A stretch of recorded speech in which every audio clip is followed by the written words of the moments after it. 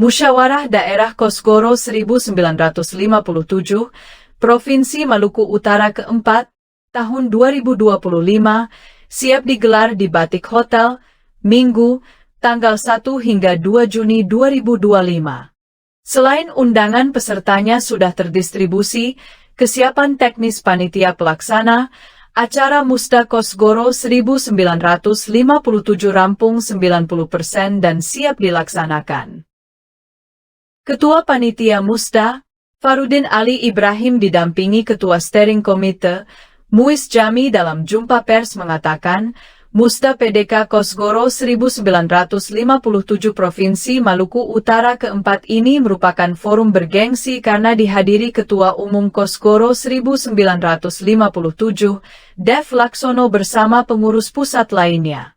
Selain 8 orang pengurus pusat, Musda Kosgoro 1957 Maluku Utara keempat tersebut bakal juga dihadiri sesepuh dan pengurus Partai Golongan Karya.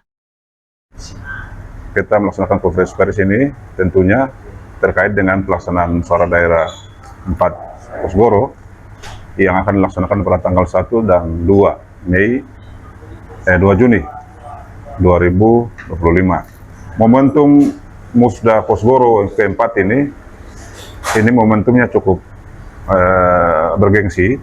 Kenapa saya bilang itu? Karena memang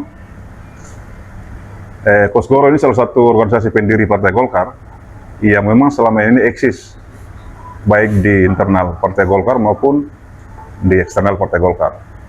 Nanti sebentar dijelaskan panjang oleh Ketua PDK Kosgoro Maluku Utara, karena beliau juga adalah pimpinan pusat kolektif Kosgoro di Jakarta. Terkait teknis panitia, sampai hari ini sudah kurang lebih 90% lah persiapan panitia.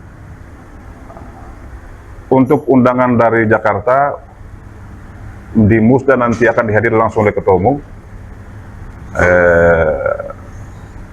Dev Laksono, didampingi oleh Sekretaris Jenderal, dan juga Bang Helmi selaku pengurus pusat kolektif juga.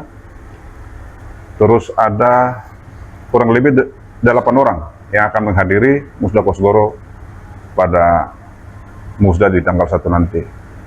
Sementara itu, Ketua Pelaksana Tugas PDK Kosgoro 1957 Provinsi Maluku Utara, Helmi Jen di hadapan wartawan menampik, jika Musda Kosgoro 1957 keempat ini merupakan forum konsolidasi untuk kepentingan Musda Partai Golkar Maluku Utara nanti. Menurut Helmi, Musda Kosgoro keempat ini mengusung tema kolaborasi menuju kemandirian rakyat.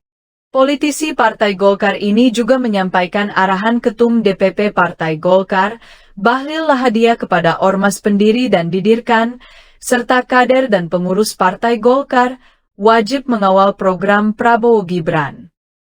Menarik, strategis, dan membumi, karena pada ujungnya pembangunan kita adalah soal kemandirian rakyat, kemandirian ekonomi. Maka pilihan tema ini saya kira tepat. Begitu juga sesuai dengan arahan Ketua Umum Bahlil Lahadalia, Ketua Umum Golkar, pada saat Muspinas Kosgoro, arahan beliau, Golkar dan semua keluarga Golkar, baik itu pendiri dan didirikan, harus mengawal program Prabowo Gibran.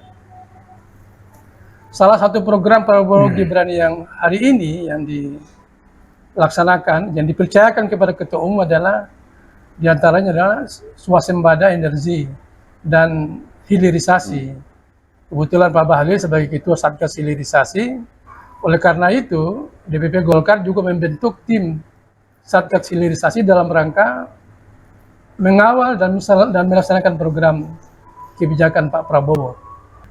Kami fokus di program non-tambang, karena hilirisasi Pak Prabowo ini kan yang tahapan kedua ini adalah yang non-tambang juga masuk dalam hilirisasi, yaitu sektor pertanian, kelautan, kehutanan.